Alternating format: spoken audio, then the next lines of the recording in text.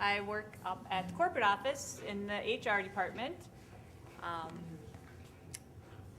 I have seen all your paperwork probably come through. I've handled all your stuff. I've talked to probably quite a few of you. But I'm going to have you just go around, give me your name and which home you're at, so I can kind of put a face and a name together. Talk about defensive driving. It's not going to talk about how to drive. Obviously, we all know how to drive. We've taken driver's ed. We've been on the road. Defensive driving is more putting situations and responses in your mind. So if you're put in those situations, your response might be faster and better. Because they say the most dangerous thing that we do every day is driving. There's multiple different drivers on the road, different vehicles, different situations that we encounter. So they've tried to come up with some solutions to help us find those hazards before they become a hazard to us. They have found that a preventable collision is one that the driver does everything reasonable to prevent it. Some companies have taken that to another step, that if their employees are in an accident and they can show that it was a preventable accident, they'll take it off the company and put it on their employees because it has become such a big problem out in the companies. So the National Safety Council put together this DDC collision prevention formula. Everyone has a packet. We're going to kind of go through the packet. At the end, there is the test on the last page that we'll be doing. So the first part is to recognize the hazard. And that's as simple as scanning the roads around you, checking your mirrors every 3 to 5 seconds, and using the what if strategy. What if a deer jumped in front of my car? What if the car coming at me swerved into my lane? Knowing how you would react before you have to will help you react faster. The second one is to understand the defense. Knowing what to do to avoid the traffic accident, knowing the consequences of your decision, and then the basic defenses, scanning the roads, using that safe following distance, slowing down. And the last part is to act in time. Always staying alert and focused, making the best, safest driving decision for yourself, and then remembering that other drivers might act in time, but what they do might not have been in your best interest. So taking in what's happening around you. Over on the side, there is a Your World exercise. Write down the top 5 people in your world.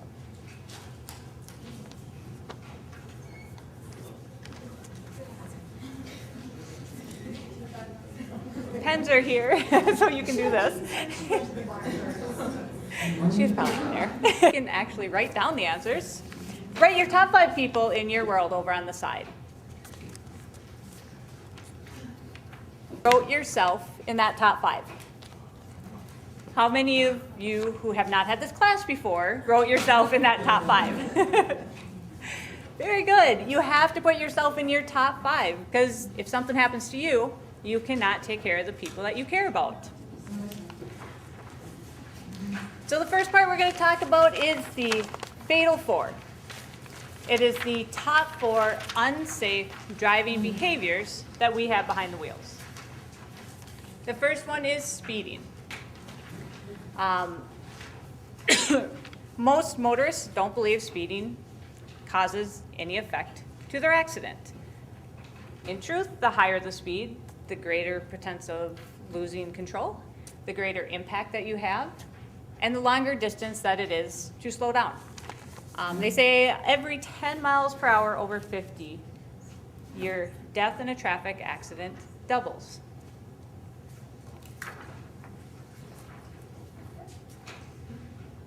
So why do we speed? Usually we're running late, or we're trying to put so much into one day that we can't get it all done. We're constantly going and going and going. If you ever find that rare opportunity that you're not rushing to the next spot, you're not needing to get there faster, you tend to drive more relaxed. You tend to drive a little slower. Tend to pay more attention to your driving. Doesn't happen very often, but when you can, it does. The second one is the right-of-ways. 40% of all traffic crashes occur at intersections. Suburban intersections are more dangerous than ones, excuse me, in non-suburban areas because there's greater distance between the intersections. You gather up more speed, more incidents, different right-of-way violations, failing to yield, running or rolling through a stop sign, going through a stop sign, disregarding traffic signals, blocking the intersection. A big thing to keep in mind that not all intersections have everybody stopping at them. You can be driving down 59. It's a full highway for you, but every road that crosses it is an intersection. Keeping your eyes open to those cars on those crosses to make sure that they're slowing down to stop is very important. There's been a lot of accidents just even recently of vehicles pulling out in front of other ones and getting hit, whether they didn't see the vehicle or they thought they could get across before the vehicle hit. So always kind of taking your foot off the gas, making sure that other vehicle is going to stop is important. When you come up to that four-way stop and you come at the same time, who has the right-of-way?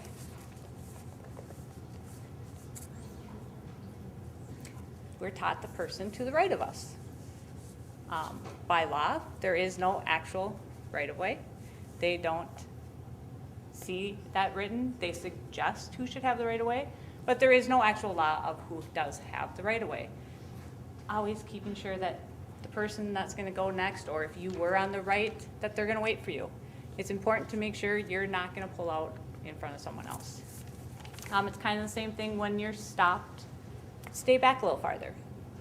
If you stay back a little farther from the line or from the intersection, if someone hits you from behind, you have a greater chance of stopping your vehicle before you go into that oncoming traffic, or turn your vehicle to the right to get into the flow of the oncoming traffic. Same type of thing if you are stopped behind another vehicle. Give yourself a little space between you and the vehicle in front of you. Gives you a little more time to stop your vehicle before you hit that person in front of you. Thank you, Chris. It's you that caused me to fluster because you're videotaping. I don't like videotaping. So giving yourself space, giving yourself time so you have some chance of reacting to what other people might do. Then number 3, passing or overtaking improperly. Passing is something very common. We do it often. Sometimes we do it just because we want to be in front. The person in front of us might be bigger than us. You can't see. We like to be able to see what's coming. Sometimes it's because they're going slower. But when you go into that situation of passing, you're also putting yourself into other situations. You can get sideswept. You can get hit head on. Things can happen that you don't expect. So which way would you go if a car coming at you swerves into your lane? To the ditch. Go to your right. A lot of people's first instinct is to drive to your left because it keeps you on the road. But if that other car corrects themselves, now you've just put that collision in the other side of the road. Drive to your right. You're safer on the shoulder than you are on the road. Key word is drive. Don't swerve to your right. Once you hit that loose gravel on the side of the road, you can lose control of your vehicle. So taking your foot off the gas, drive to the right, staying out of the way. Hitting something soft and not hard. Seems pretty logical. You don't want to hit something hard. But if you're going in the ditch, there's a bush and there's a tree, if you can hit the bush over the tree, you'll have less impact. Be better for you. And then hitting it with a glancing blow. If you have any control over how you hit, if you can hit it a little to the left or a little to the right of the center of your vehicle, will help take at least 50% of the impact off of you and your vehicle.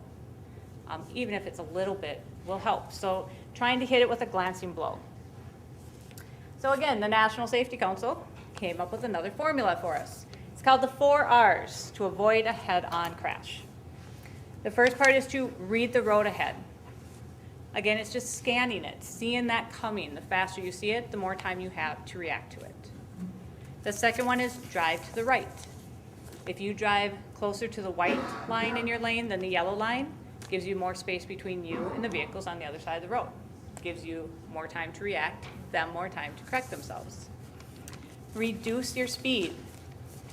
Reducing your speed, again, gives you more time to react, them more time to correct themselves. And then ride off the road. If you're in the situation of a head-on crash, your odds are better going off the road than being hit head-on. So if you are involved in a crash, there's 3 different types of crashes that will happen. You have your vehicle crash. That's when your vehicle is coming to an abrupt stop, say at 60 miles an hour against whatever you're hitting. Next, you have the human crash. This is where your body is now coming to an abrupt stop at 60 miles an hour against hopefully the seatbelt that you're wearing. Then you have the internal crash. That's when your internal organs are now coming to an abrupt stop at 60 miles an hour against your skeletal system. That is the most deadly part of every crash. That is where your injuries come. The higher the speed, the bigger impact of the crash. Then we come to the number 4, tailgating. This is probably my biggest pet peeve. I personally hate people who tailgate me because I know that if I have to stop suddenly, they're going to be in the back of my vehicle because there's no possible way they're going to be able to stop before they hit me. And there's nothing I can do about it. I can't make them back up. But there's a lot of things that happen when you're following close and a lot of things that come out of your control. You have 3 different factors that affect you while tailgating. It's all part of your stopping. You have your perception distance. If you are traveling 55 miles an hour down the road, the time that it takes your mind just to register that your brake light in front of you went off, you travel 141.2 feet. Then you have your reaction distance.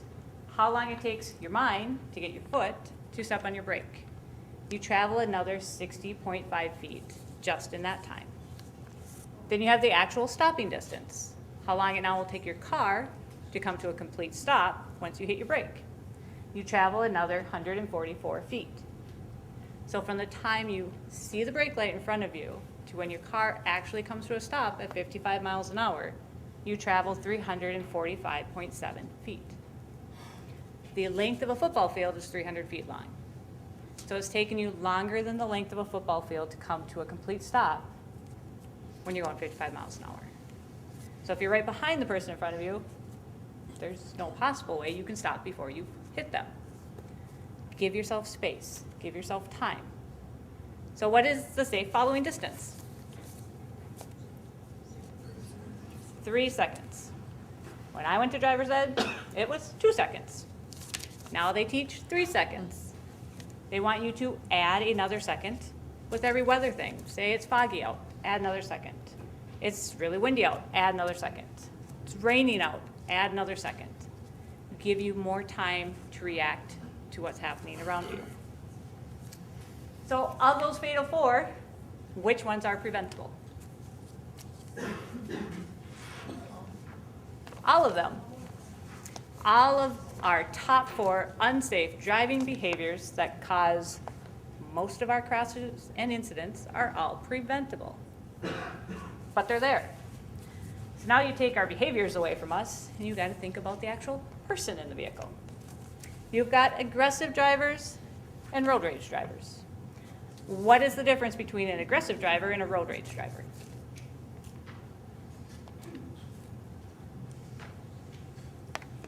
Go ahead, Josh. An aggressive driver is kind of selfish. I mean, they want their own way, so they're going to make sure they get their own way, and they can drive in a very bold manner. Very good. You got your aggressive drivers. They're pushy. They're bold. It's a criminal offense. They're not happy. Or a ticketable offense. You get to your road rage driver. Now, they've got intent to do harm. They're using their vehicle as a weapon. It's a criminal offense.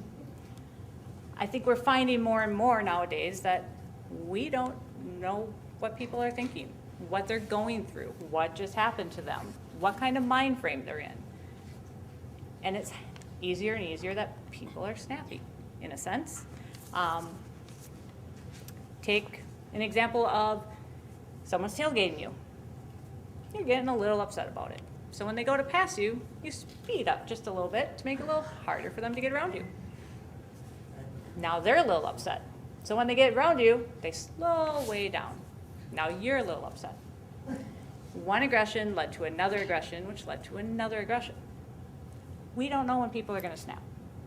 We don't know when that's going to change. Just in St. Cloud, there was a guy following another vehicle, wanted to get around and he couldn't. He was getting upset about it. By the time he could get around, he stopped at a stoplight and pulled out a gun on the other driver. Just because he couldn't pass him. Down in the cities, just recently, well, about 6 months ago, lady was on the freeway. Car cut her off. She honked her horn. The car slowed back down and shot at her car while driving down the freeway. We just don't know what people are going to do. And it's really not worth getting excited about something that's going to end within a few seconds. So, reducing our stress and aggression behind the wheel.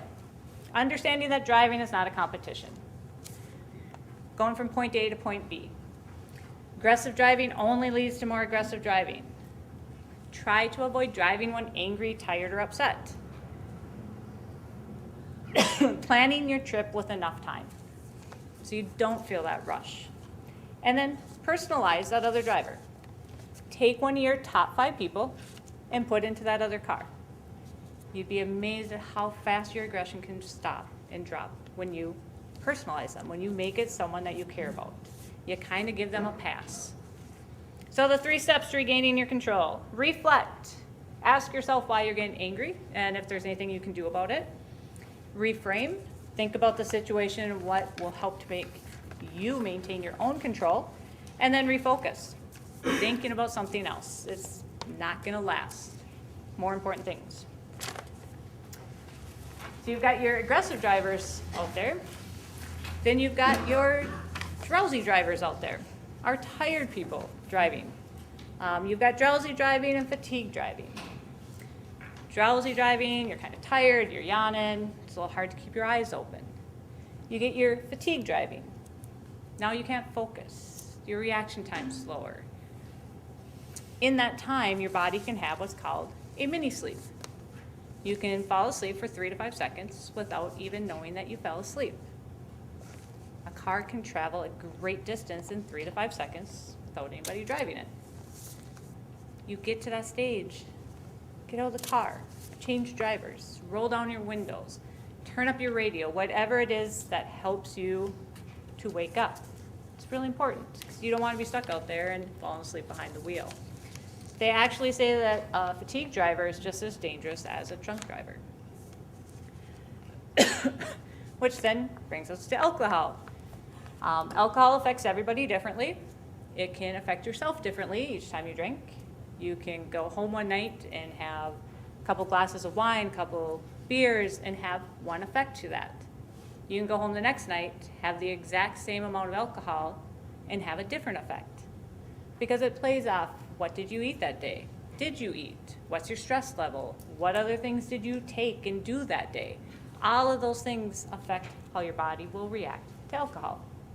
So knowing how you react is very important before you try to drive a vehicle. They say 3 in every 10 Americans will be involved in an alcohol-related crash in their lifetime. So again, that'd be taking your top 5 people and putting an X over 2 or 3 of them. That's the statistic that they will be involved in an alcohol-related crash in their lifetime. It is a huge statistic when we know as much as we do about drinking and driving. And then you add the drugs into it. You've got over-the-counter drugs, prescription medication, illegal drugs.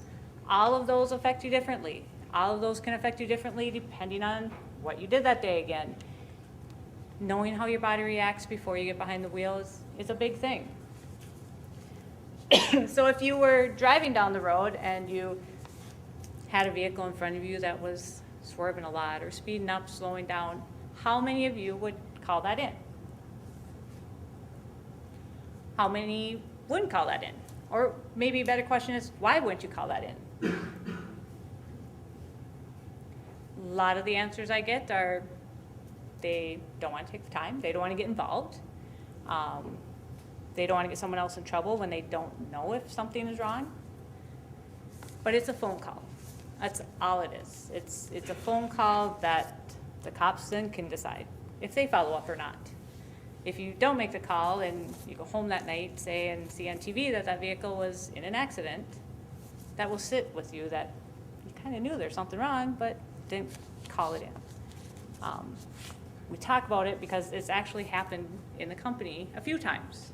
We've had those situations. We've had supervisors in our Fergus area going to a training, had a vehicle swerving in front of them. They called it in. It was pretty bad. It was a young girl, 3 times over the legal limit of alcohol in her system. She was brought to the hospital and they pumped her stomach twice and almost didn't save her. If she would have stayed in that vehicle, who knows who would have all got hurt. And it saved her. We've had some supervisors going to another training. Way up north, they too saw a vehicle kind of swerving, erratic on the road, called it in. The cops called them back and thanked them because it was a young mom with her kids in the car, just got off of an overnight shift and she was falling asleep behind the wheel.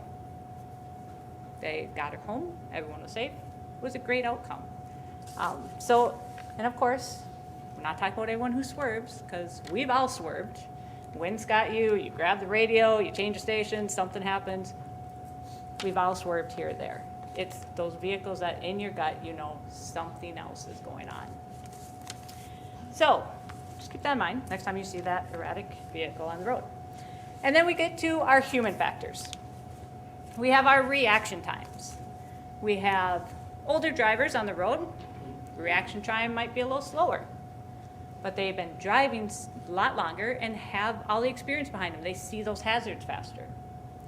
You have younger drivers on the road that have great reaction time, but they don't have the experience behind them. So they don't see the hazards as fast. So you have multiple different levels of drivers on the road. We have our mobility issues. Performing just simple tasks like checking blind spots, moving your foot from your brake to your gas. Those situations, knowing what your own limitations are. You have your hearing. Second most important thing in a vehicle is your hearing. A lot of times we hear the emergency vehicles before we see them. We hear our car making noises before we know it's going to malfunction. We hear things before we can see things. Then of course we have our vision. Obviously we have to see to drive, but it takes it a step farther. You have to be able to see good. You have to be able to see out of your windshields, using your visors or sunglasses when needed. Those type of things, keeping yourself going. Then we have our protecting our young drivers. It's called the zero tolerance law. Prohibits alcohol consumption in anyone who's under 21 while driving. If they are caught with alcohol in their system, they get their license revoked for up to a year or more. It could be indefinitely, depending on the situation. Every state has this law. Yet every day, there's 13 people between the ages of 16 to 24 who die in alcohol-related crashes. Again, it's another just huge statistic that we don't need. And then we come to what's probably the biggest thing that we encounter on the road nowadays that we never really had, and that's distracted driving. We have so many things in our vehicles to play with and mess around with and look at and do. It distracts us. There's 3 different types of distractions that we can have. We have our manual distractions, taking our hands off the wheel to eat, groom yourselves, grab things, change radio stations, those type of things. You have your visual distractions, taking your eyes off of driving, looking for something inside the vehicle, looking for something outside of the vehicle. Then you have your cognitive distractions. This is probably the hardest distraction to overcome. So when you take your mind off of driving, it's really hard to constantly think about driving when you're driving. A lot of it's because we're so busy multitasking 100 things while we drive, you don't think about driving. But they have proven, as brilliant as our minds are, we cannot think of 2 things at the same time. We can jump from one thing to the next in a split second, but we cannot think of 2 things at the same time. So as soon as you stop thinking about driving, you've lost 50% of your field of what you're seeing. It will take you that much longer for your mind to register what your eyes just saw. To see that deer on the side of the road, or that vehicle that's not going to stop crossing in front of you or swerving into your lane. But it's hard to constantly think about driving. I live in Cyrus, I work in Morris. It's about 8-mile stretch of absolutely nothing in between, and I do it at least twice a day. I'm on autopilot a lot of times. I'll get halfway home and think about, I don't remember going past so-and-so's house, because I was thinking about what I have to do at home, what I just left at work, what I gotta do for the kids, where I'm running, what I'm doing. I forget about what I'm driving. I have no idea. Was there a deer on the side of the road? Was there a car gonna cross? Don't know. But if you actually sit and try to think about what you are seeing and drive, it's almost tiresome to constantly do that. But it's important to do that because you miss things when you don't. And then we have our cell phones. Add that on top of everything else that you're trying to do, and we have cell phones. Minnesota, it is illegal to text and drive. I don't think everybody in Minnesota knows that because I constantly see people texting and driving all the time. But it is illegal, and it's illegal for a very good reason. It takes a split second for something to happen that can affect everybody around you. It takes just that one time. You know, usually I'll ask in these classes, how many of you text and drive? And I'll get a good share of hands of honest people who text and drive. And I'll ask them, well, why? Why do you text and drive? And they'll tell me, you know, like, my fingers know where all the numbers are, or all the letters are. I don't need to look at my phone. Or I only do it when no other vehicle's around, or when the sun is shining in the perfect spot. I've heard 100 different excuses for it, but it only takes one time. And the people that are in accidents from texting and driving had 100 excuses too of why they could do it. Which brings us to our video.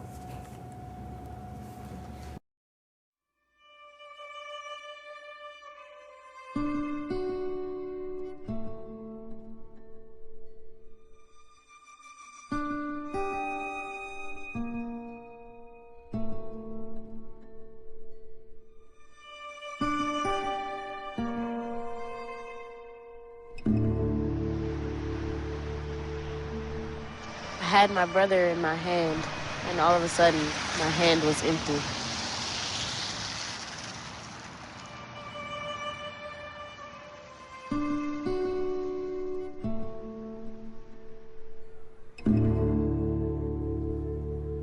Xavier is now 8. We call him X. He is to us the mighty X-Man, yes. X, as a little person, from the time that he hit the floor in the morning until you had to forcefully to almost tie him down at night, he was running back and forth, extremely energetic. He could call football plays. He loved the Green Bay Packers. I could turn the game on and sit him in front of it and do house chores. You know, most people sit their babies in front of Sesame Street. I could sit X in front of a game. He would have been an excellent athlete. I was always looking forward to being in the stand screaming X, X, X, X, X. That was Mom's dream, to be screaming from a football stand.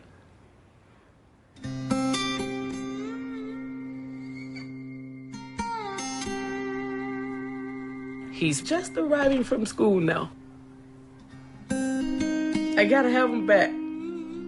I gotta know how school went. I gotta know today's Friday, so I need to know if he got 106 on his spelling test, which he almost always does. X is paralyzed from the diaphragm down. In the accident, part of his spinal cord was dissipated. His legs are gone. His chair are his legs now. The use of his right hand is partial. He woke up actually from the coma a lefty. He went in a righty. She missed his brainstem by that much. X is on life support. The ventilator has to breathe for my son.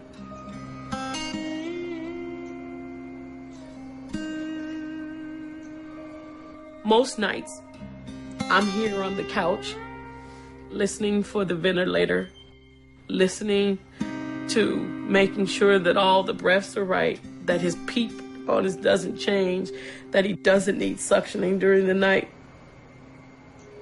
I hear everything. I hear everything. I can hear the ventilator change cycles. I can hear just the breath sounds different, and run down the stairs and the nurse goes, "He's good, Mom. He's good." Boy, you got good ears.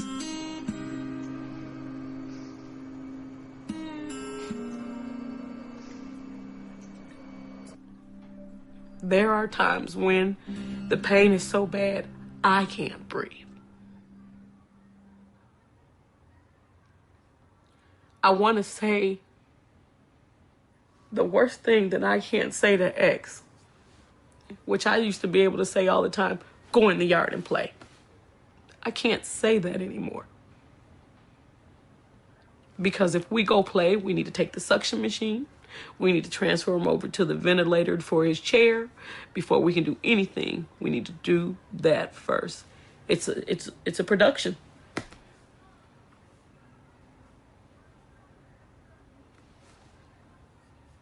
I can't say go play.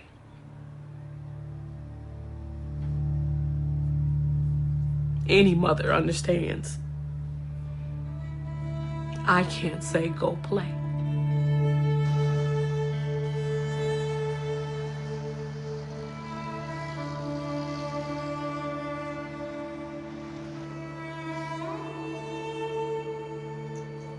He comes to life when she comes in the room. Say,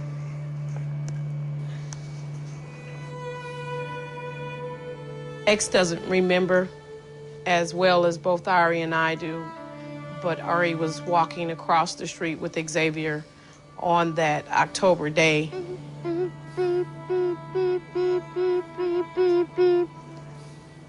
We pray that that never happens to another brother, sister. We pray that another child doesn't get taken from a family member's hand. she came from this direction, and at first we didn't even see her. The cars on the other side of the stop sign, they stepped off the curb, coming across the street, and Ari said he was gone. She took him from Ari's hand.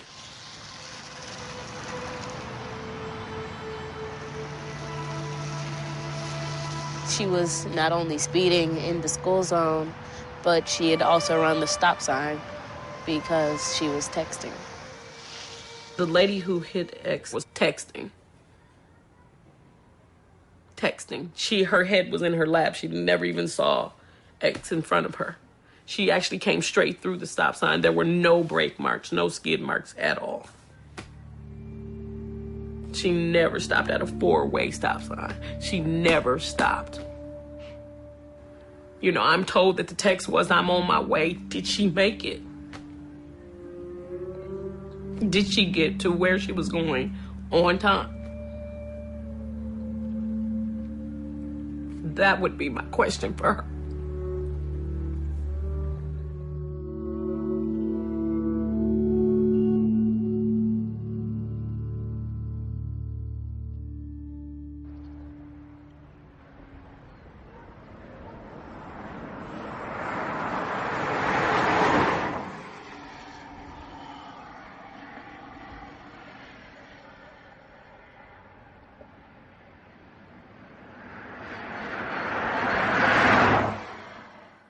I feel like it was just a dream.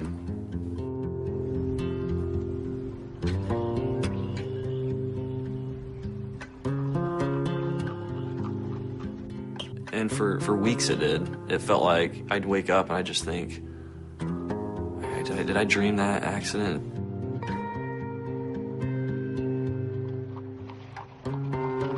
I'm just a guy, you know, I'm just a young guy, I got a wife, you know, a daughter on the way. I'm just a guy. This couldn't happen to me. That can't be real. You know, I had to have just dreamed that.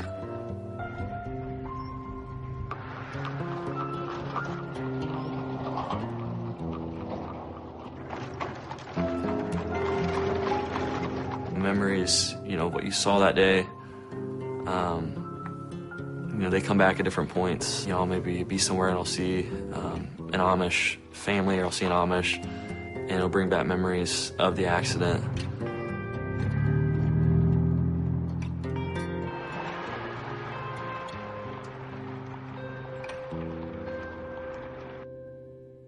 This was the last text message I sent before I caused an accident that killed 3 people.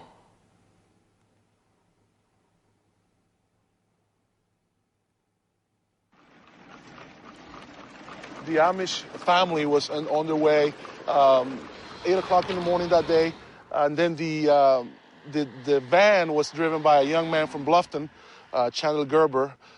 He was on the way to a job.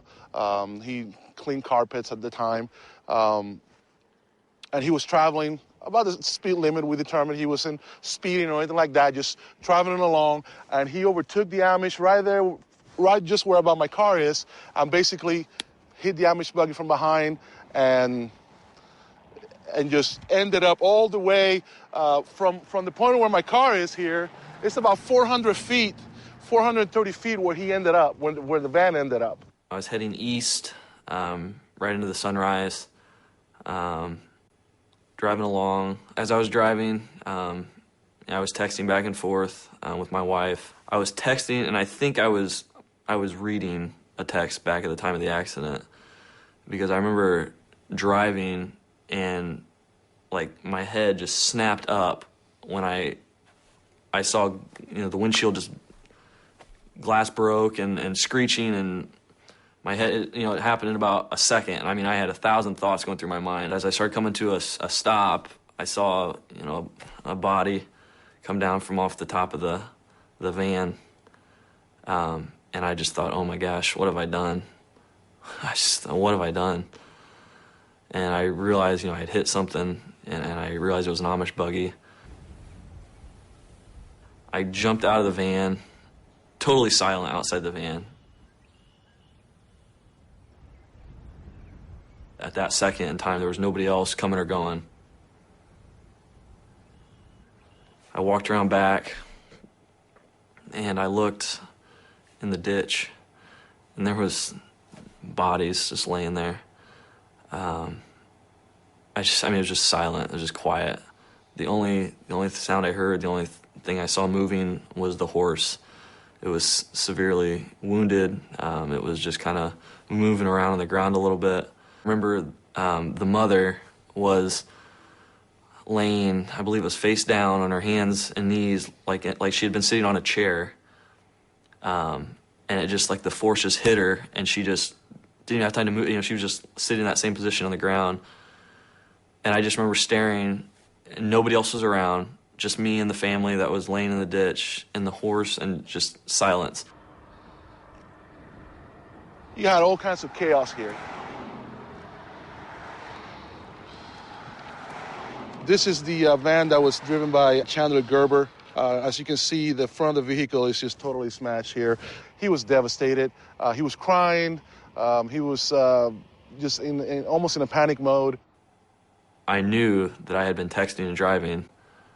I knew that I had been around that time, you know, involved with reading my phone or texting or what have you. I was hysterical. I think I was probably in shock. I was sitting in a van in the passenger seat, taking in, as far as I could see straight ahead, just lights and sirens and people.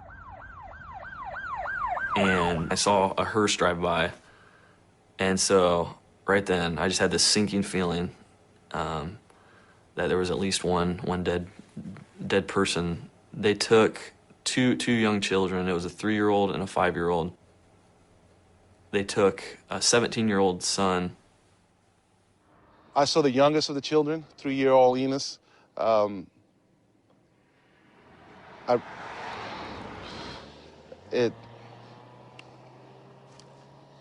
He was laying face down in the ditch right here, just to our side, right behind, right in front of me here, actually. He looked like he was asleep until we rolled him over, and we saw the injuries to his face, injuries to his legs, looked like they were both broken.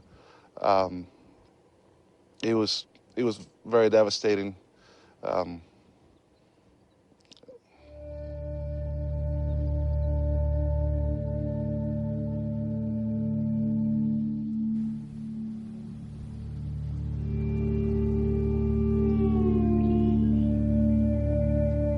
Shortly after the accident, it was pretty rough.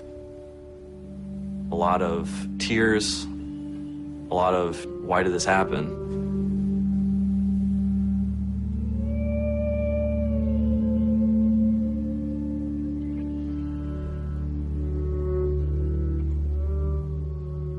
This note was from Martin Schwartz, the father of the children that had passed away from my accident.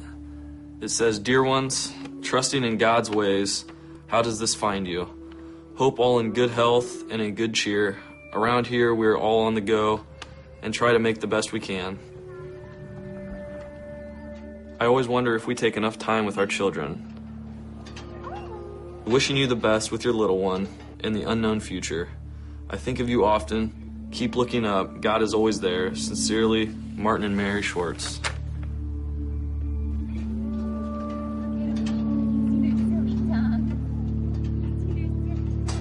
I wish so bad I could go back to that day and change my focus. I wish I could go back and say, you know, I can do these texts when I get to my stop, you know, when I get there. I don't have to do this right now while I'm driving. You know, there's just nothing that important. But at that point, you know, it was just, you know, oh, I can text and drive. It's no big deal. And it is a big deal. Please don't do it. Please don't ever text and drive. It's life. You get one chance, and you live with the choices you make.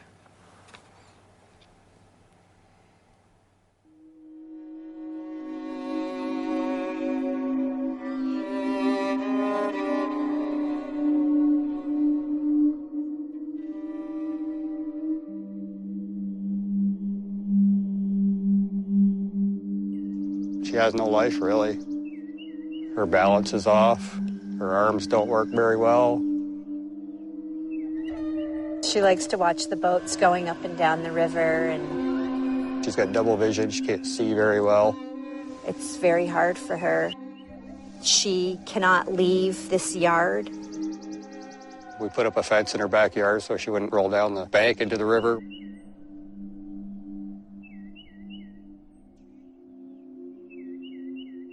She loves feeding her bird, taking care of the wildlife that comes around. She had her life planned. She was always planning everything. Now she can't plan anything because she can't remember anything. Debbie was very active, outgoing. She worked 60-plus hours a week. She held a very good position, traveling all over the world, going to Istanbul, Turkey, traveling to France, and loving working for her job, and they loved Debbie very, very much. Now she is dependent on everybody, myself, my brother, friends. She cannot go into the front of the yard by herself because her vision.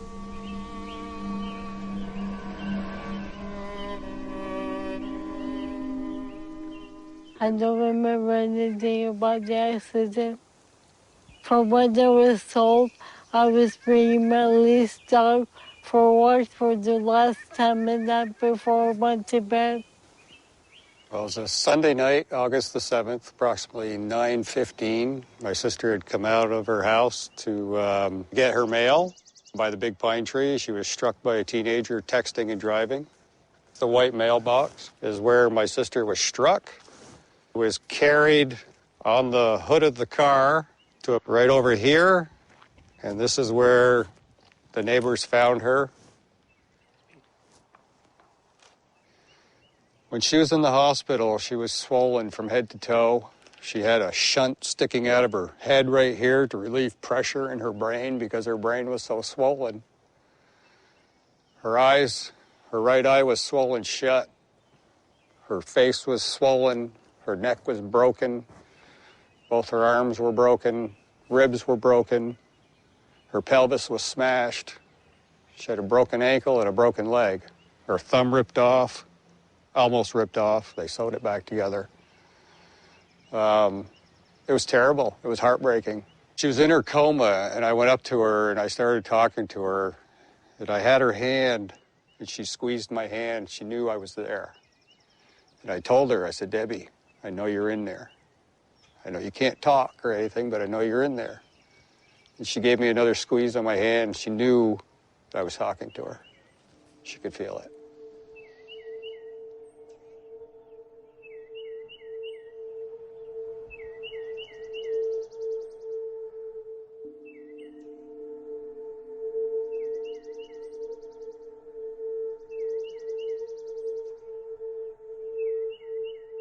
Her sentence was 30 days in jail. She's got 5 months of house arrest, 500 hours of community service, and that's about it. My sister doesn't want anything to do with her. She's too angry right now. And I don't think that anger is going to go away anytime soon. Charlie is the big chocolate lab right here. He was 11 years old when he was killed. Charlie was about 115 pounds. No, he was about 105. 105 pounds. Charlie was my best friend. He was so loving, so lovable. We're working on my sister, and somebody said, where's Debbie's dog? And that's when the search went out, and they found him over here in the trees. The mailbox had been knocked, the blue mailbox had been knocked down. We think that he was thrown through the air and knocked that mailbox down. He took the full force of the car. He laid on the side of the road. The neighbors told us, wagging his tail, while Debbie was being loaded up in the ambulance.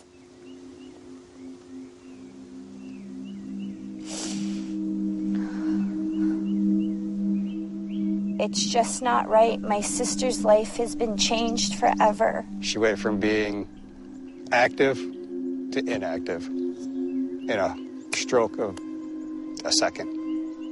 And it's over. Her life as she knew it is over. She loved work. She helped me with my children. She was always there for me. It's heartbreaking every day to see my sister like this when you knew how she was before.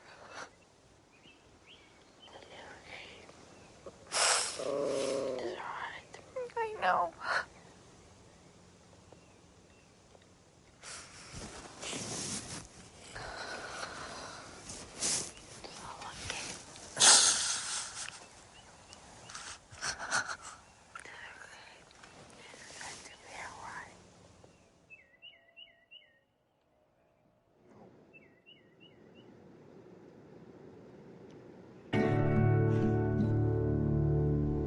I'm very fond of telescopes.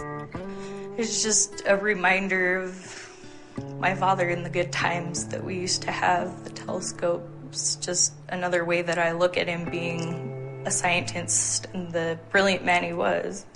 At night we would go outside and look at the stars, and he would tell me the different constellations, help me learn them. When there were meteor showers, he'd come and wake me up at 3 o'clock in the morning and take me outside, and we'd just stare and watch the meteor showers for hours. Just me and my dad outside, wrapped up in blankets. It was just a phenomenal feeling, just good father-daughter time for us. The best father I could have ever asked for. Yeah, growing up, I was pretty typical. Played a lot of sports growing up, played basketball, played football. Played baseball, ran track. I'm quiet on the phone, I'm awkward on the phone. I have always preferred to text or to talk in person. I'm a cowboy, I guess.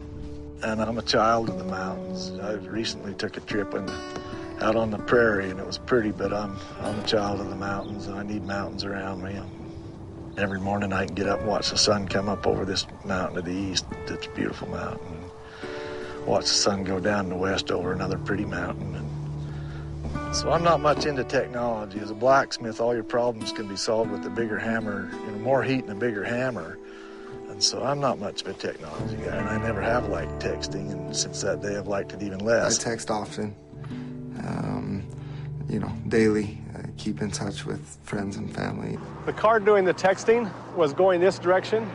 The two Thicol engineers were heading out this way, and as they passed, they brushed each other, which spun the little blue car with the Thicol engineers, spun it around this way into the path of an oncoming pickup.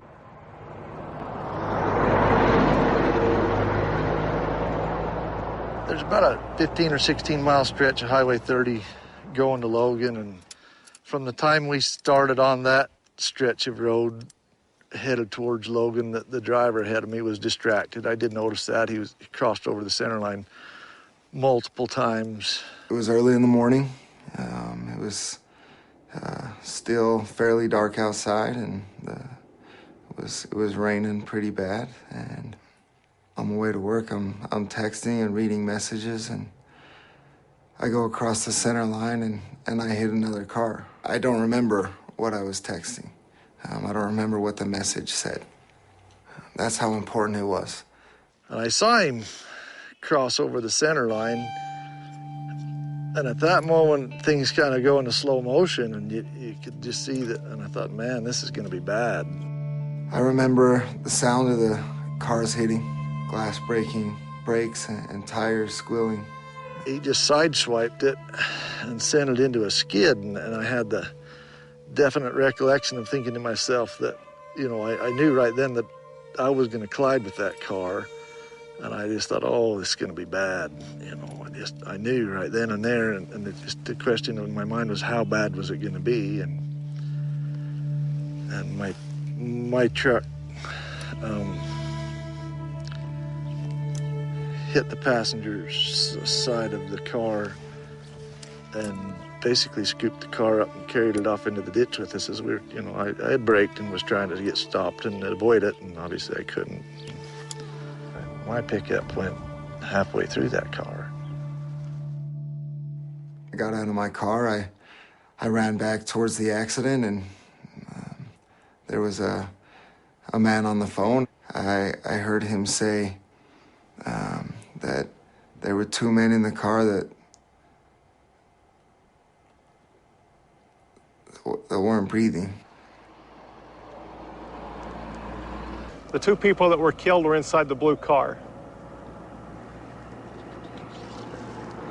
This other one shows what the car looked like after the accident.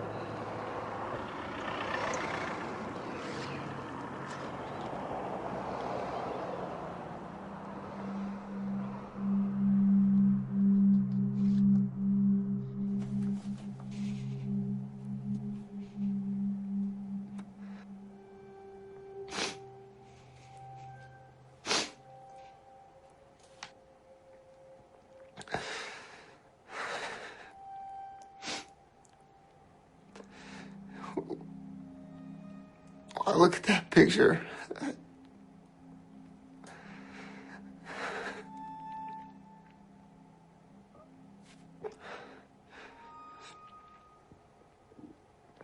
All I can think about is those families, those two men. And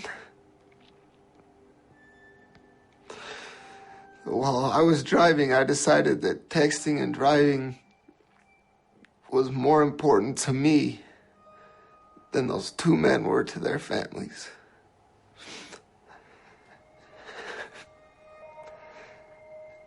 And how selfish that was of me to make that decision to text and drive.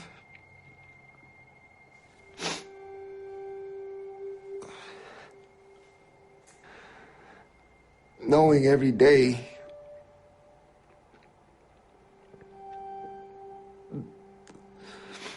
that you killed two people is one of the hardest things that you could live with. I have night terrors all the time about my dad's car accident that come in waves of, it can be just me standing on the side of the freeway where it happened, just watching the accident happen and not being able to move. I can't go try and stop the accident from happening. I can't go see if my father's okay. I can't save my father. I'm just standing on the side of the road. I can't do anything. 2, I've been Reggie, the one texting while driving that hits the car. Just being the one that causes the accident. And 2, I've been the driver of the truck that T-boned my dad. Just sitting in the seat, just killing my own father.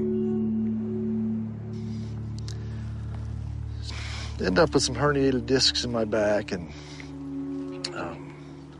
my knees took a pretty big beating in the dash, and you know how much of the damage to them was from the accident, I don't know, but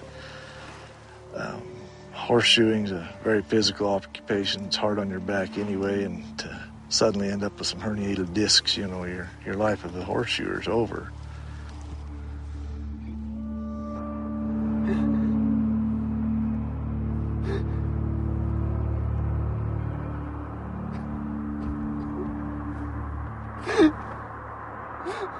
It's been almost 7 years in September, and it is still very difficult for me.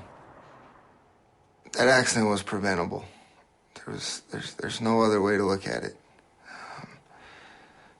Put my phone away, and I saved those 2 men's lives. And it's that simple. It's that simple for me now, looking back. And when I speak to others, I share the same message. I say, now it's that easy for you going forward to save someone's life. You put the phone away when you drive, and you're safer behind the wheel, and everyone else is safer on the road around you. I want people to look at me and look at what I did and what I caused and say, I don't want to be that guy.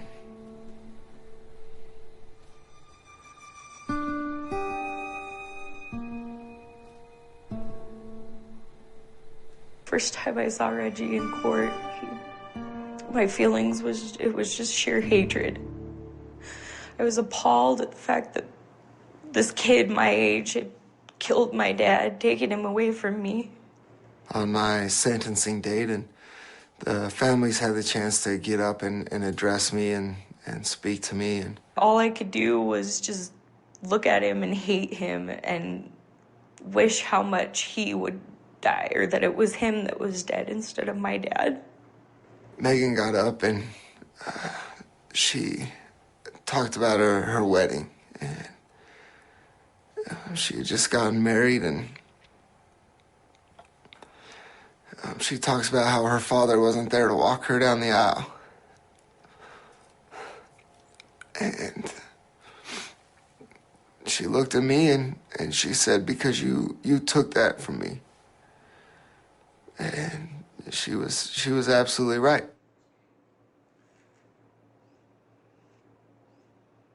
I would like to think that my dad is somewhere in the universe.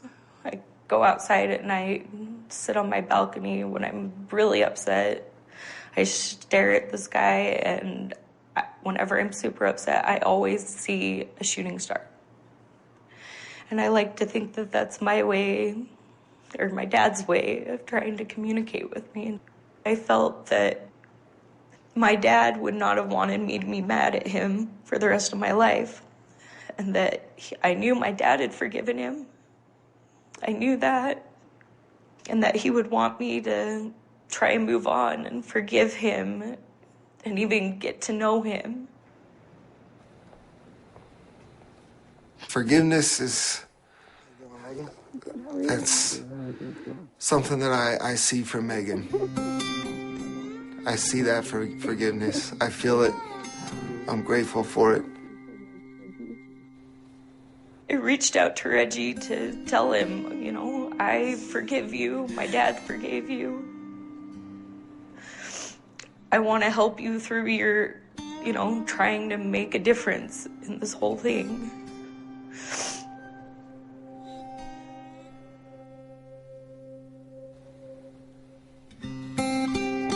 I was once told that to be a good member of society, you have to give back more than you take.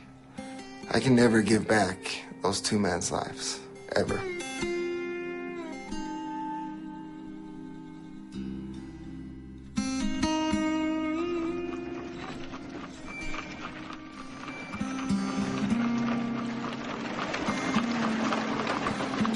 I would just like to say, for anybody out there who has a cell phone, focus while you're driving, pay attention while you're driving, don't take your eyes off the road while you're driving. Things can happen so quick that'll change your life forever. I will say it over and over and over again. Don't text and drive. That it can't wait. I would tell America to please don't text and drive. How many other people are going to have to be killed? How many other people are going to be left like my sister Debbie? It's just nuts. It's crazy, you know.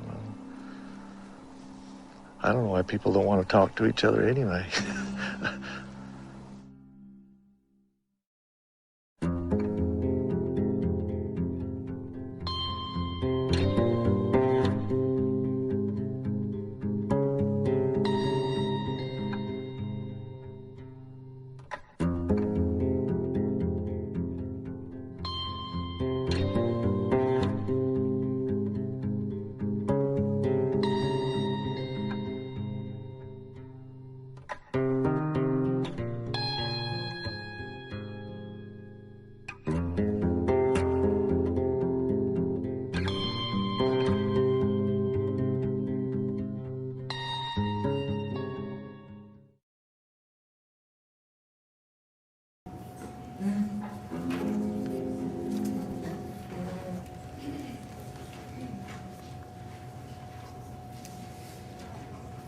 Browerville, Minnesota, a teenager was sentenced to a year in the Otter Tail County Jail.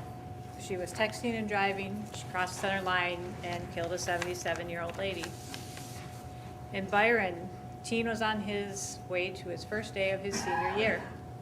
He was texting and driving, and he ran into the back of a school bus and killed himself. A mom down in Eden Prairie, texting and driving. She had her 2 little kids in the car. She crossed the center line and hit a motorcyclist head on and killed him. Another teenager sentenced for texting and driving lost his license for 15 years because he killed a 55-year-old father of 3. Swore up and down that he was not texting and driving until they pulled his phone records and saw that he was texting and receiving texts at the time of the crash. A college student was going home for the weekend. Her final submission was, "I can't discuss this now. Driving and Facebooking is not safe. Ha ha." Moments later, she was going more than 80 miles an hour and slammed into the back of a tanker truck that was creeping up the hill at 15 miles an hour. She was killed instantly, and the investigators saw no sign that she even tried to apply her brake. Texting while driving makes a driver 23 times more likely to crash. Talking on a cell phone while driving can make a young driver's reaction time as slow as that of a 70-year-old. According to the Insurance Institute for Highway Safety, texting while driving kills 15 teens every day. And in 2014, 3,328 people were killed in distracted-related crashes, and about 421,000 people were injured in crashes involving distracted drivers. So as hard as it is to hear the stories or see some of the videos, and as easy as it is to think it will never happen to you, that is what we deal with on the road every day. That is what is out there. So next time you're driving and you want to take your phone out, please just stop and think about it. Okay, the somber part of this class is over. I'm going to, yeah, exactly. Thanks, Josh. We're going to split up into little groups, get you guys talking a little bit, wake you back up, and we're going to talk about the environment. The one thing that we have absolutely no control over when driving. We have different light conditions, we have different weather conditions, we have different road conditions, we have work zones, and we have other traffic on the road that we encounter. So, let's see. Oh, this works out pretty good. We'll take the back 2 rows. You guys on this half. We'll work on light conditions. Go through your light hazards, what different hazards you have, different solutions for those hazards. The back 2, cut from the side over, you guys can work on weather conditions. What are the different weather hazards and solutions? This row, up to you, can work on road conditions, different hazard solutions. The other half of the table can work on work zone. And the front part up here can work on the different traffic conditions. So you want to think of the different hazards for your condition and the different defensive driving solutions for those hazards.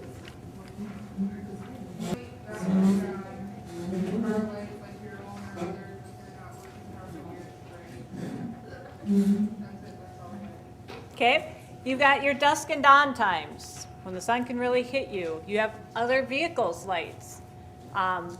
It is illegal in Minnesota to flash your lights at another vehicle if they have their bright lights at you.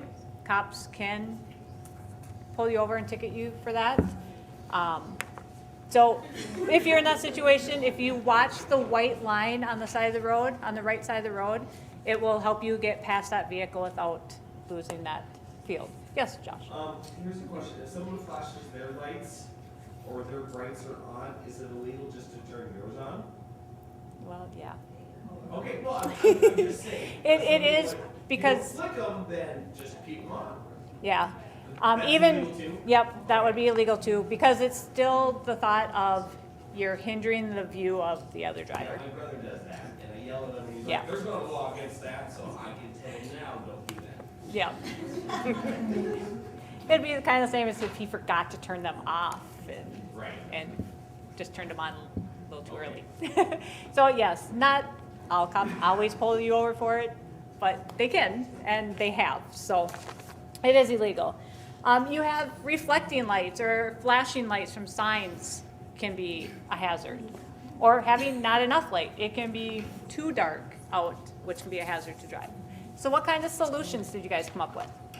Slow down, wear sunglasses, drive at a different time and use your visor, clean or replace headlights, clean your windshield. Perfect. Slowing down, traveling at a different time if you can. Leaving 10 minutes off can be a big change of where it hits you at that dusk and dawn time. Making sure your windshields are clean, making sure your headlights are clean so they're illuminated good. All those different types of things can help. Using your low beams over high beams in some situations is much better also during those light times. So knowing how to, or which ones to use. How about weather conditions? What hazards did you guys come up with in weather conditions? We came up with rain, snow, fog, straight line winds, storms, hail, flood, tornadoes. One day in Minnesota can hit every weather you can think of. So you got your wind, your rain, your fog, your sun, your snow. What kind of solutions? Well, my favorite, stay home. But then, other than that, slow down. Make sure that you have good wheels on your car. If you can, if you buy a vehicle with 4-wheel drive, make sure you have good wipers. Pull over if you have to. Make sure your car is in good maintenance, and then make sure that you have stuff in your car such as cat litter and a shovel so you can get yourself out or help someone else. Very good ones. Slowing down, knowing what beams again. Low beams is a lot better in fog and snow than your high beams for viewing. Having good wipers and tires and all those things. And we're gonna touch on his staying home one. If you're planning on riding the storm out at your friend's house, go before the storm starts, or stay home. If you're going shopping, stay home. When it comes to work, I usually have the supervisors all look at me like, did you really just tell them to stay home? So kind of use the rule of thumb. If you can leave work to go home, you probably can leave home to get to work. Doesn't seem to be as hard to leave work to go home. But you guys are so important. You are very important to our consumers, our person served. You're very important to the other employees that have been there already. We need you. We want you safe, so obviously if it is a hazard, stay safe. But if you can make it in, please come in, because you are important. Your jobs are very important to everybody, so kind of keep that in your mind. How about road conditions? What kind of road hazards? Potholes, greasy gravel, we're all shy. Narrow, sharp curves, sudden change in lane numbers, ice rain, roadkill. Yep, you got things on the road, you got your potholes in the road, narrow roads, gravel roads, windy, hilly roads. They can all affect your visions. What kind of solution did you guys come up with? Be alert and slow down. Slowing down, being alert. Take a different route if you can. If you know one road has a lot of potholes or they're working on it, take a different route. Excuse me. How about work zones?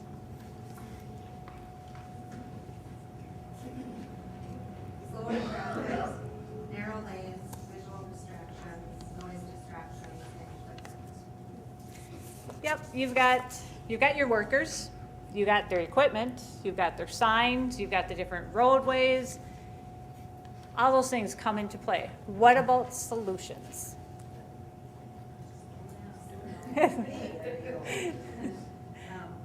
your route or allow more time. Slow down, alter your route if you can. Be patient, follow the signs. Speed zones go up, the speed go down, the fines go up. It doubles in those places. They do call the cops to come sit on a lot of work zones because people don't slow down, and it is very dangerous with all of the stuff going on. So be patient. My favorite work zone story that I always tell is I was going down by the cities. They were working on a road, so they had created one around. I was about the fifth vehicle in line. First one was one of the work trucks. Well, we were going down the road, and he got off and went into the work zone. And the car behind him went into the work zone. And the car behind him went into the work zone. I was kind of thinking, I really don't want to go into the work zone today. I need any construction met. So pay attention, because the person in front of you might not know what they're doing. So don't blindly follow them into a work zone. So paying attention, being alert, and being patient. They're making our roads and our areas for us. How about traffic conditions? What kind of hazards? We have farm equipment, other work vehicles, animals, gravel roads, heavy traffic. Yep, you've got your heavy traffic, you got tractors, you got snowplows, you have big vehicles and small vehicles and motorcycles, and you have animals all on our roads. So what solutions do you got? You're going to keep a safe distance, we're going to slow down, and we're going to be alert. Being alert, safe following distance, and slowing down. Perfect solutions. So what do all of these have in common? Slow down, which always brings us back to our unsafe driving behavior of speeding. So slow down. So looking a little bit more into those traffic conditions. We have large vehicles. We have semi-trucks. They have huge blind spots. They have a car length in front, a car length behind, and two huge side blind spots. I didn't actually realize this until I got certified for this class, that when you're behind a semi, if you cannot see their two outside mirrors, they can't see you. So I tried to do that. Stay back far enough to see those mirrors. And that is a huge distance behind the truck to see those mirrors. So making sure that the semi knows that you're there is important. Their turning ratio is a lot bigger than what we have in our vehicles, so giving them room to turn. And then, of course, their stopping distance. It takes them longer to stop. If we go back to our 55 miles an hour, our vehicles are taking the 345.7 feet to stop. A semi-truck will take 476.7 feet to stop at the same speed. So pulling out in front of a semi, probably not a good idea. Taking a quick stop to turn, probably not a good idea. So being patient, giving them room, making sure they know you're there. Emergency vehicles. Generally, we hear the sirens before we see the vehicle. It is required by law when there's an emergency vehicle with their lights on in your lane to pull over and stop. Not pull over and just slowly keep driving, because that kind of makes them wonder, are you going to pull back out in front of them? You need to stop. Get out of their way. So always take your foot off the gas, kind of look around, see if you are going to be involved in that same area. We have school buses. School bus means children. Children are not thinking about the cars around them. They're not thinking you're not going to stop because they're assuming you're going to stop. They're thinking about their games, their snacks, their friends, and everything else that they're going to do once they get off the bus. Again, it is state law that you have to stop if the lights and the arm is out on a school bus. You're going to want to stop. You don't want to hit a kid. And bus drivers are required also by law to report the people that don't. They will call in your driver's license and the cops will follow up on that. They're very strict about it. Trains. Collision at a railroad crossing. It's more likely going to be fatal than not. It is an intersection. Always stop and look. Take your foot off. If they have the arms and the lights, remember they can malfunction. Always look to see if you see that train. It takes a train up to a mile to come to a stop. So even if they see you on that train track, they can't stop in time. So don't get stopped on the track. If you're in stop and go traffic, stay back in case you don't get a chance to go through before a train would come. If it doesn't have the lights and the arms and everything else, always stop and look. And another thing to really think about at trains is when you are stopped for a train, stay back a little farther. Don't stop right at the crossing spot. I have a question. We came in the opposite way from Morse here. Next to the train track out here, they have a right, almost like a slow passing type, right at that train. There was a school bus in front of us, and it went over to the right, so I figured, well, yeah, they have to completely stop. There's not a stop sign at that, but yes, they are taught to stop. Yep. Is that what that's for? Is this like for school buses, semis type deal? But then I want to stay behind them, and they came back out. Didn't put their signal on or anything, but they just come. It's the first time I've and ever. I said, I've never seen that. I'm like, okay. Check I've it never out, seen because that either. was not cool. Usually And I they go to this class and it's usually they stay right in the lane still. They have to stop, but they usually stay in the lane, so I'm not sure why they pulled over. Yeah. Yeah, I'm not sure. I'm not sure why they did that either. I do that with the bus I drive. We Okay. are required to stop, but we put our flashes on. Yep. I usually pull to the right so I have other cars. They can keep going if they. Yeah. Oh, that's nice. So So maybe it's just a courtesy thing. It's there if you need it. That's always nice too. But yeah, when you do stop, stay back a little farther. So if a car comes up behind you and hits you, they don't push you into that train. It'll give you time to either stop before you would hit the train or turn your wheel to the right to get you vertical with the train. So being alert. Slow moving vehicles. We've got our tractors and then we got our snowplows. So we kind of get it all through the year. Tractors, they don't want us behind them anymore that we want to get stuck behind them. Majority of them will wave you by when it's safe. They are getting bigger, so it is getting a little harder to see around them sometimes, but just be patient and take your time. They're doing it. And keeping in mind that what they pull out of the field, once that gets onto the road, can get very slick. So when you're driving through those clumps, it can get slick, get stuck in your tires. Same thing kind of with the snow plows. When they're blowing out the snow, it can be a visual hazard. It can stop your vision. So staying back a little farther to make sure it's not compromised is important. You have pedestrians. They're everywhere, they're anywhere, and they come out of everything. So keeping your eyes open, expect the unexpected, they say, especially like down on main streets where you have cars parked on both sides. Vehicles are big. A lot of these vehicles are bigger than most people, so you don't see them till they come out, especially kids. Another big spot to think of that is in parking lots. When you're driving through a parking lot, it's very easy for someone to come out between those vehicles. So paying attention, being alert is really important. Bicycles, another challenge on the road. Use the 4 Bs. Be considerate, be generous, be patient, be polite, and be aware. Motorcycles, probably one of the bigger problems on the road, or bigger hazards for it. They stop fast, they start fast, they weave in and out very quickly and easily, but they have no protection to them.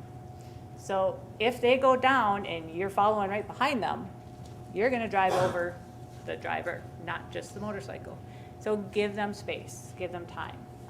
Another thing to think about is when you're going to pull out to make a turn, take a double look, because it's very easy for a motorcycle to get lost in that quick glance vision of field, because they're smaller, they don't stick out as much. So just giving them a little more time. And then we have the animals. I don't care what they say, deer do not cross at the deer crossing signs. Have not seen one there yet. So when that deer does jump in front of your vehicle, what do? Hit the deer. Don't try to plow down the deer. Don't need to do that, but hit the deer. That's what we have insurance for. Insurance companies are starting to get really strict with that. If you swerve and cause yourself to have an accident because you swerved to miss a deer, they won't cover it all the time because the deer did not cause the accident. You swerving caused the accident. I've had people in this class tell me horror stories of insurance companies coming out and looking for deer hair on their vehicles to prove that they hit the deer. Or they want the body of the deer because it's dangerous to swerve. One of my stories I usually tell for animal-wise, I have a good friend, had a brand new truck. Going home one night, deer jumped in front of his truck, and he swerved. He rolled his truck 3 times. He put himself into a coma. He is still to this day not the same person he was before that. Totaled out his truck. The police that were at the scene all said that if he would have just hit the deer, even at full speed, probably would have had a little grill or light damage. That would have been it. So it's not worth the risk of swerving and putting yourself into another situation, or slamming on your brakes because the person that might be behind you and you're not really realizing didn't see the deer coming up and now they've just slammed into the back of you. So hit the animal, take your foot off the gas, just hit the animal and hope for the best. So, your vehicle, and the law. Minnesota is a primary enforcement state. What does that mean? Yep, they can stop you for not wearing your seatbelt. It is illegal to not have your seatbelt on. Why should we wear our seatbelts?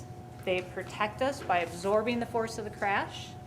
They help us to stay in control by keeping us in our seat and behind the wheel.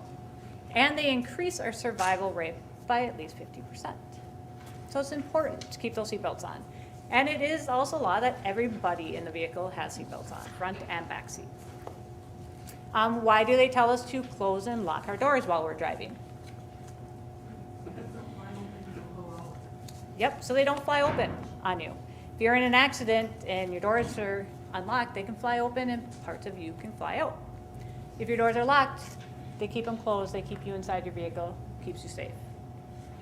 If for some reason you are forced to pull over because your vehicle's malfunctioning or you're in a minor accident, stay in your vehicle until someone else is there to help control the traffic around you. A lot of incidents happen because someone got out of their vehicle and then they got hit by somebody else. So unless your vehicle's on fire, stay in your vehicle. Vehicle maintenance, they suggest checking once a week your oil level, your washer fluid level, your tires. Once a month, your automatic transmission fluid and brake fluid, and then every 6 months, your windshield wiper blades, tires, and power steering. The condition of your car is the only thing that you have control of in the whole scheme of this driving thing. So outside vehicle checks, making sure your windows are clean, making sure your lights work, your mirrors are good, your windshield wipers are good, your tires are good. Inside, making sure the doors are locked, seatbelts are on everyone, check your gauges for warning lights, adjusting your seat, your head restraint, your radio, all of those things before you start driving. Another important thing to think about is knowing the vehicle that you're driving. PCS has a multiple variety of vehicles with different options and different things in different locations throughout. So knowing what you're driving is very important, like the brakes. Do they have power brakes or not? Not power brakes, anti-lock brakes. It's kind of power. So if your vehicle has anti-lock brakes in it, firmly put your foot on the brake, your vehicle will pump itself, your steering wheel will stay loose, you'll stay in control. If you try to pump a vehicle with anti-lock brakes, you will lock up your steering wheel and you won't have control. Opposite is true for non-anti-lock brakes. You need to then pump your brakes yourself to keep your steering wheel loose and in control. If you put your foot firmly on your brake in non-anti-lock brakes, it will lock up your steering wheel and you won't have control. So knowing what kind of brakes your vehicle has that you're driving before you get to that intersection and you start sliding through it, it's very important to know how to handle it. Same thing kind of goes for headlights. My personal vehicle has automatic headlights. Never, ever, ever do I think of turning my lights on or off. It doesn't happen. Not all PCS vehicles have automatic headlights. I have drove to this class in Fergus one day when it was kind of a hazy day. And I got there and the program administrator said, "Did you realize you didn't have your lights on?" Nope. I assumed my lights were on. I didn't need them to see. It was bright enough. But safety-wise, they should have been on. And I thought they were. So knowing if it's got them or not is important so you know if you need to turn them on or not. The same type of thing with windshield wipers. Knowing where they're located and how to turn them on before you're driving down the road and it's downpouring all of a sudden on you is important. Because it's no fun trying to figure out which side and how do you turn them on and which way do they go while you're driving in the rain. So knowing the vehicle before you take off in the vehicle is very important. So, like it or not, you are the only person that can control your behavior. Don't give up your control of your vehicle to other drivers. There's conditions that you can control, there's conditions that you can't control, but how you deal with them is very important. And then knowing that all driving decisions have consequences, good and bad. So trying to find the best one. And the last part, PCS and defensive driving. What are some of the policies that PCS has in place to help protect our employees and our persons served? Yep. We have that PCS checklist we're supposed to go through each time we get in the car. Yes. And I know all of you do that. The PCS checklist, that's in every one of our vehicles. So what's on this checklist? Open the garage door from the I like Christy's answer a little better. Where do we open the garage door if your vehicle is parked in the garage? On the wall. Why do we ask you to open it on the wall? You don't drive through it. So by the time you walk around to go get into the vehicle, you've seen that the garage door went up, it went all the way up, and it stayed up. Because you would be surprised how many claims we've had of people backing into garage doors. So, okay, we've got that checked off. What else do you do on that checklist? You walk around the vehicle to make sure there's no obstructions. Very good. You do your walk around. Make sure nothing's in your way.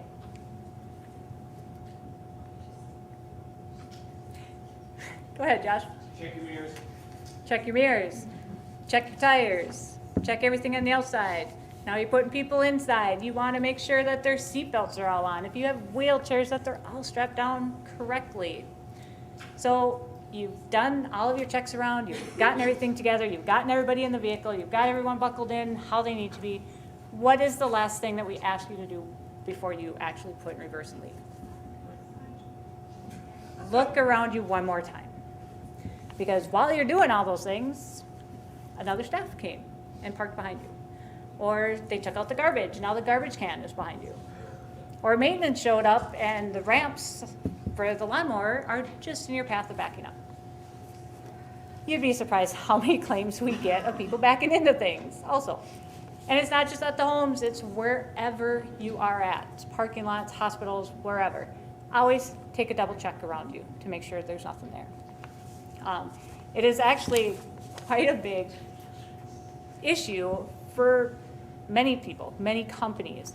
There's an electric company in the cities that had a huge claim record of their employees backing into things. So they put a policy into place that their employees could not park their trucks anywhere they couldn't drive out of. If companies saw one of their trucks parked somewhere they couldn't drive out of, they gave that employee a company fine. 1 year's time, their claims dropped over 70% by that one new policy. It's a huge, huge policy. So, we have our checklist. What else do we have?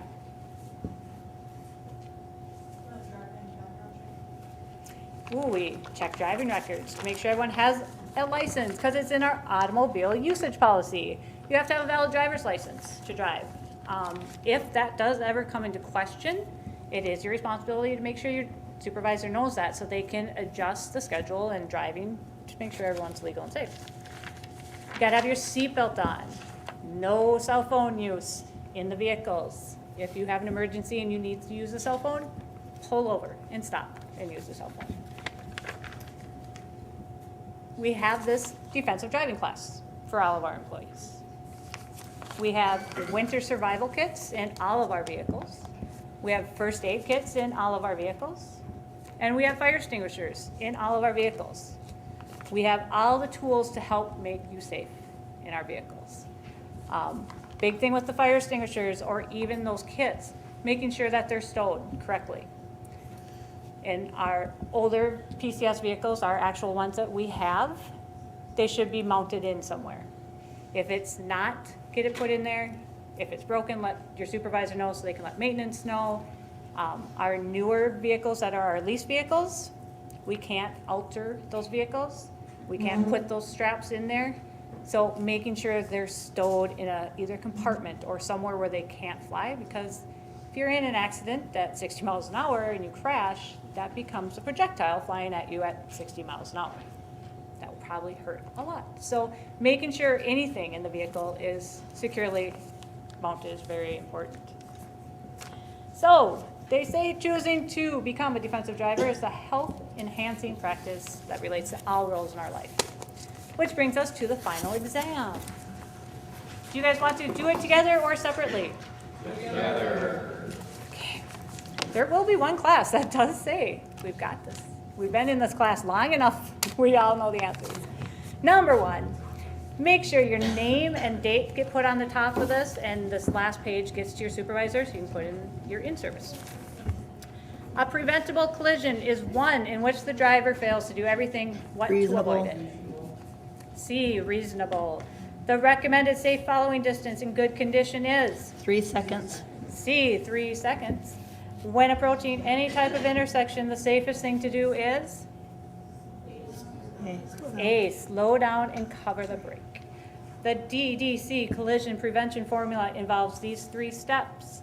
Recognize, understand, act. C, recognize, understand, act. When driving behind a large truck, if you can't see the truck's 2 outside mirrors, you are? D, all the above. D, all of the above. Number 6, the number 1 unsafe driving behavior that contributes to crashes and violations is? C, excessive and unsafe C, speed. excessive and unsafe speed. What does it mean when we say the state is a primary enforcement state? D. D, law enforcement can pull you over for not wearing your safety belt. Zero tolerance laws apply to? A. A, underage drinking and driving. Before passing another vehicle, you should first? B. B, decide if the pass is really necessary. And number 10, the 4 R's involved in avoiding a head-on crash are? D. D, read, write, reduce, ride. Get the last page to your supervisor. That is it. Drive safely.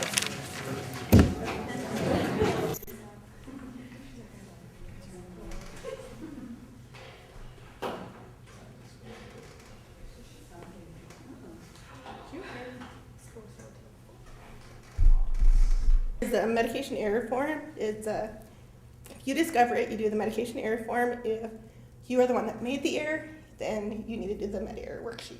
So all right, so for tips, we still wasn't done yet.